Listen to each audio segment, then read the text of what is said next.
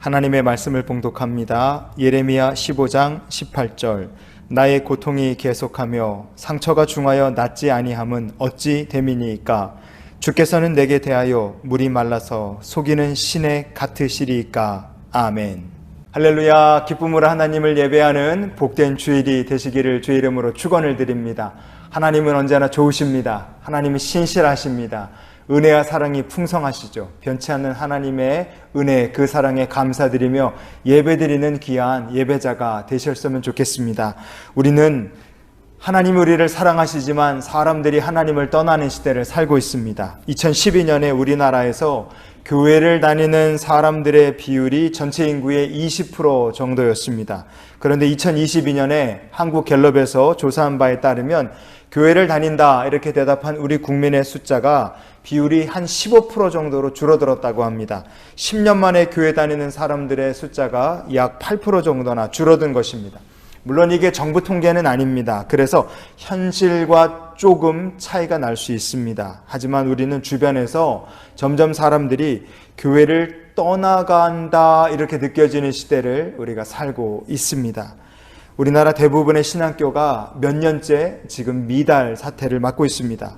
왜냐? 목회자가 되겠다 이렇게 결단하고 신학교를 가는 젊은 학생들, 청년들이 사라지고 있기 때문에 그렇습니다. 그리고 지난 10년간 나는 종교가 없다, 무교라고 대답한 사람의 비율은 45%에서 63%로 대폭 증가했습니다.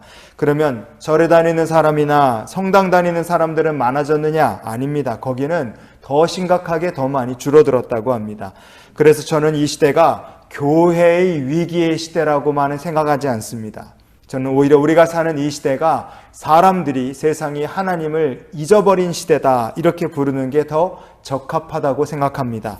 하나님을 잊는다, 그것은요 신실한 사람에게도 어느 날 느닷없이 찾아올 수 있는 시험입니다. 그래서 오늘 우리가 예레미야 선지자의 이야기를 통해서 우리를 사랑하시고 우리를 잊지 않으시는 그 하나님의 마음을 같이 나눌 수 있기 원합니다. 예레미야 선지자, 나라가 망해가는 시대에 하나님께서 그를 선지자로 부르셨어요. 그리고 열심히 활동했습니다. 많은 어려움이 있었어요. 예레미야는 그럼에도 불구하고 끝까지 사명을 감당합니다. 왜냐? 그에게는 확실한 하나님의 부르심, 소명에 대한 확신이 있었기 때문에 그렇습니다. 예레미야 15장의 16절을 보시면 만군의 하나님 여호와시여, 나는 주의 이름으로 일컬음을 받는 자라. 내가 주의 말씀을 얻어 먹었사오니 주의 말씀은 내게 기쁨과 내 마음의 즐거움이오나. 아멘. 나는 주의 이름으로 일컬음을 받은 자입니다. 이게 예레미야 선지자가 가진 확실한 소명의식이었습니다. 세상이 어떻게 변하든 누가 뭐라고 떠들든 나는 하나님의 부르심을 받은 사람이다. 세상이 뭐라고 떠들든지 비난을 하든 말든 나는 하나님의 말씀을 받아 먹은 사람이다. 그 말씀이 내게 기쁨과 마음의 위로가 된다. 즐거움을 주었다. 이게 예레미야의 경험이었고, 그래서 그가 엄청난 고난을 당하면서도 사명을 포기할 수 없었던 확실한 이유였습니다. 부르심에 확실함이 있었기 때문이죠. 그런데 예레미야가 겪는 문제는 무엇이었습니까? 하나님의 심판, 멸망을 외치는 그 선지자의 삶이 너무 힘들고 너무 고독하고 너무 괴로웠다는 점입니다. 그래서 예레미야는 이렇게 자기 신세를 한탄하듯 얘기합니다. 예레미야 15장의 10절 말씀을 보시면 내게 재앙이로다. 나의 어머니여, 어머니께서 나를 온 세계에 다투는 자와 싸우는 자를 만날 자로 낳으셨도다. 내가 꾸어주지도 아니하였고 사람이 내게 꾸이지도 아니하였건만은 다 나를 저주하는도다. 아멘. 이게 선지자의 한탄이죠. 하나님, 제 인생은 마치 온 세상 사람들하고 다 싸우라고 하나님께서 이렇게 만든 사람 같습니다. 하나님, 사람들이 다 저를 미워합니다. 왜 예레미야 선지자가 이런 말을 할 수밖에 없었겠습니까? 하나님을 버린 시대에, 하나님을 잊어버린 시대에 하나님의 마음, 하나님의 계획을 선포하며 살아야 했기 때문에 그렇습니다. 그래서 선지자의 삶을 산다는 것 자체가 예레미야에게 엄청나게 무거운 짐이었어요.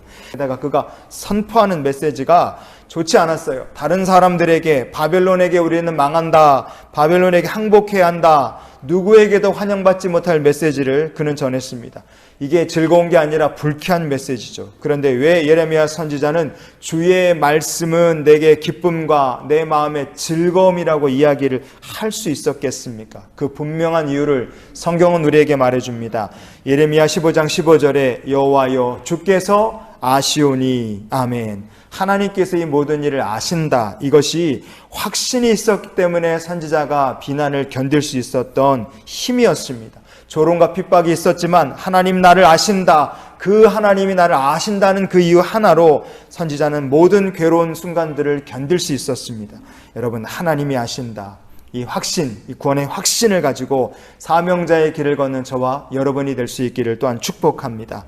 우리가 믿는 하나님 어떤 하나님이십니까? 다윗은 이런 고백을 한 적이 있어요. 시편 139편의 1절부터 3절까지 말씀을 보면 여호와여 주께서 나를 살펴보셨으므로 나를 아시나이다. 주께서 내가 앉고 일어섬을 아시고 멀리서도 나의 생각을 밝히 아시오며 나의 모든 길과 내가 눕는 것을 살펴보셨으므로 나의 모든 행위를 익히 아시오니 아멘. 다윗이 만난 하나님은 나를 너무나 잘 아시는 하나님이셨습니다. 멀리서 다윗의 생각을 아시고 그의 모든 것을 밝히 아시고 행위를 아시는 하나님이셨어요. 다윗의 모든 것을 아셨던 하나님께서 지금도 저와 여러분을 알고 계시는 줄 믿습니다. 시편 139편의 23절, 24절을 이어서 보시면요. 하나님이여 나를 살피사 내 마음을 아시며 나를 시험하사 내 뜻을 아옵소서. 내게 무슨 악한 행위가 있나 보시고 나를 영원한 길로 인도하소서. 아멘. 우리 하나님께서 나를 잘 아십니다. 그래서 혹시 여러분 삶에 고난과 어려움이 있다면 그게 하나님 나를 시험하시는 것인가? 여러분 이런 생각이 들어도 원망하거나 낙심하지 마십시오.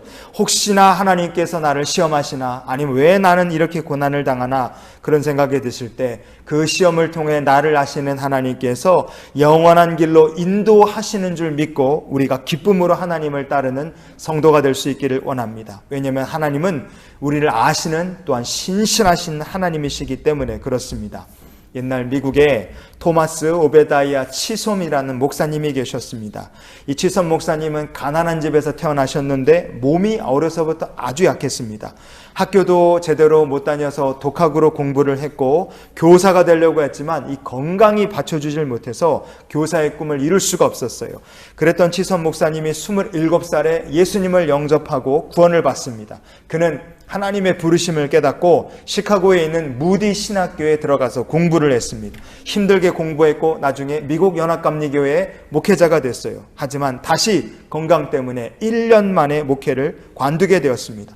얼마나 그가 깊은 절망에 빠졌겠습니까? 나는 도대체 앞으로 어떻게 살아야 하나? 하나님은 왜 나를 이렇게 주의 종으로 부르셨으면서 이렇게 아프고 연약한 자로 나를 지으셨나? 치솜 목사는 낙심에 빠져 고민을 하고 있었어요. 그러다가 그가 우연히 하나님의 말씀을 성경을 읽고 묵상하는 중에 하나님께서 그의 마음에 이런 말씀을 주셨습니다. 예레미야 애가 3장 22절과 23절 말씀을 보시면 여호와의 인자와 긍휼이 무궁하심으로 우리가 진멸되지 아니함이니이다. 이것들이 아침마다 새로우니 주의 성실하심이 크시도소이다. 아멘. 건강 때문에 나는 언제 죽을까 염려하고 두려워했던 이 치선 목사님의 마음에 하나님의 말씀이 들어오자 그의 영혼 깊은 곳에서 곳까지 하나님께서 그의 심령을 흔드시고 깨우시고 강건케 하셨습니다. 여호와의 인자와 긍휼하심이 무궁하시다. 그래서 우리가 진멸되지 아니한다. 주의 성실하심이 크시다. 하나님의 말씀이 절망에 빠졌던 한 젊은 목회자를 붙들어 일으키셨습니다.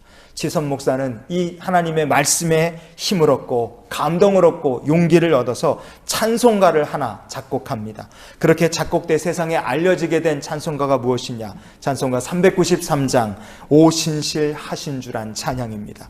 여러분, 오신실하신 주 내 아버지여 늘 함께 계시니 두려움 없네. 성도 여러분, 하나님 우리와 늘 함께 계십니다.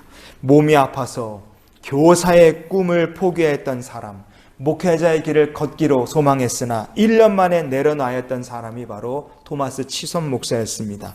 그러나 그 치손 목사님은 늘 함께 하시는 주님의 힘을 의지해서 94살까지 장수하며 1200곡이 되는 찬송가를 작곡하여 하나님께 영광을 돌리는 삶을 살았습니다.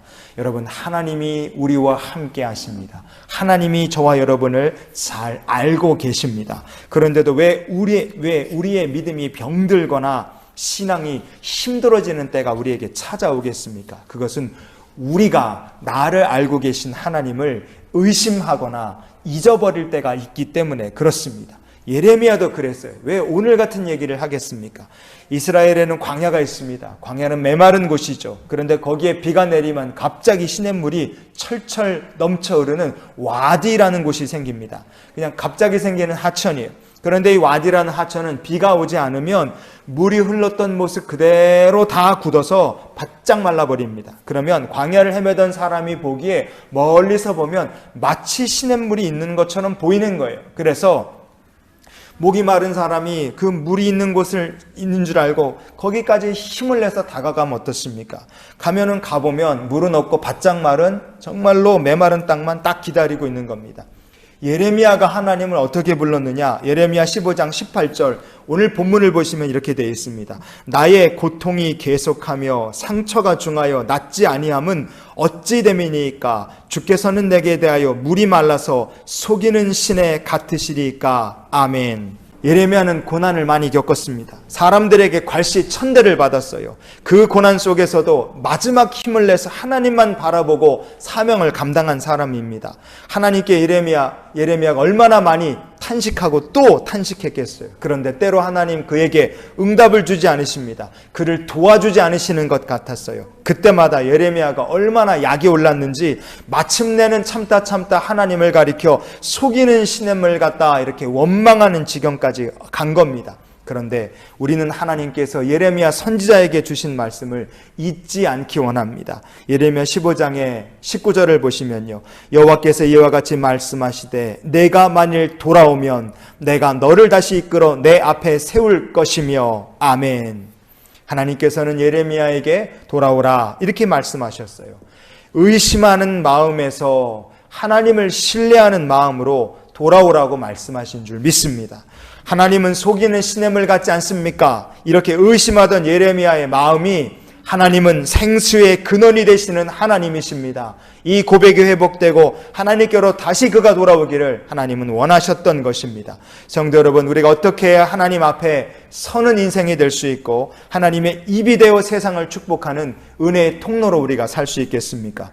우리가 생수의 근원이 되시는 하나님을 신뢰하는 성도가 될 때 하나님께서 우리를 놀라운 축복의 통로로 또한 사용하실 줄 믿습니다. 여러분, 구약 성경에 여호와가 이같이 이르노라 이런 표현이 구약에 349회 정도 등장합니다. 그런데 그 중에 157번이 예레미야에 등장합니다. 예레미야라는 사람은 그 정도로 철저하게 제사장의 아들로 태어나서 말씀 교육을 받았던 사람입니다. 그는 정말로 철두철미한 사람이었어요. 또 예레미야는 부르심의 소망이 확실한 사람이었습니다. 그래서 우리가 이 예레미야라는 사람의 이런 삶을 보면 인간에 대해서 우리가 무엇을 알 수 있습니까? 인간이라는 존재는 아무리 신앙생활 그리고 신앙교육을 확실히 받았다 할지라도 아무리 그 사람이 부르심에 대한 소명이 분명하다 할지라도 연약하기 때문에 어느 순간 어느 때에 하나님을 원망할 수 있는 존재라는 것을 우리가 잊지 않았으면 좋겠습니다. 그러나 우리의 신앙이 절대로 꺾이지 않고 끝까지 믿음의 길을 걸어갈 수 있는 비결이 있다면 그 비결은 무엇이겠습니까? 나에게는 환난과 재앙의 날에도 여전히 피난처가 있다는 것을 절대로 우리가 잊지 않는 것인 줄 믿습니다. 우리의 피난처, 성경은 우리에게 이렇게 말합니다. 예레미야 17장 17절을 오늘 말씀의 결론으로 보시겠습니다. 주는 내게 두려움이 되지 마옵소서. 재앙의 날에 주는 나의 피난처시니이다. 아멘. 성도 여러분, 우리와 늘 함께 하시는 하나님이 계십니다. 그러니 두려움 없네. 그 사랑 변찮고 날 지키시며 어제나 오늘이 한결같네. 이 찬양의 고백처럼 우리의 찬양을 받으실 하나님이 저와 여러분과 함께 오늘도 함께 하심을 믿으시기 바랍니다. 하나님은 속이는 시냇물 같지 않습니까? 세상은 우리를 절망하게 만들어서 이 예레미야처럼 하나님을 순식간에 잊어버리고 우리가 하나님을 버리게 만듭니다. 그렇기에 더욱더 굳세게 나의 피난처가 되시는 하나님을 굳게 붙드는 주의 백성이 되어야 될 줄 믿습니다. 나를 아시는 하나님, 나의 피난처가 되시는 하나님, 속이는 시냇물이 아니라 생수의 근원이 되시는 그 하나님, 그 하나님께 소망을 두고 우리가 이런 기도로 한 주간을 살았으면 좋겠습니다. 하나님, 이번 한 주간도 변함없으신 사랑과 은혜로 나를 지켜 주시옵소서. 사람들이 교회를 떠나고 주님을 떠나고 하나님을 잊어버린 시대를 우리가 살고 있습니다. 그러나 그 하나님께서 변함없이 저 여러분을 아시고 우리와 동행하기를 원하십니다. 그러니 한 주간도 신실하신 하나님, 생수의 근원이 되시는 하나님과 동행하시는 삶이 되시기를 예수님의 이름으로 축원을 드립니다. 기도하시겠습니다. 좋으신 아버지 하나님, 이번 한 주간도 우리를 아시는 하나님, 복과 생수의 근원이 되시는 하나님과 동행하는 거룩한 삶을 사는 주의 백성들의 한 주간의 삶이 되게 하여 주시옵소서. 이제는 우리를 사랑하신 우리 구주 예수 그리스도의 크신 은혜와 하나님 아버지의 크고 놀라우신 사랑과 성령님과 함께 동행하시며 내주교통 역사 충만케 하신 은혜가 세상 향해 나가는 이 귀한 성도들의 앞날 위에 지금부터 영원히 축복으로 함께 하시기를 축원하옵나이다. 아멘.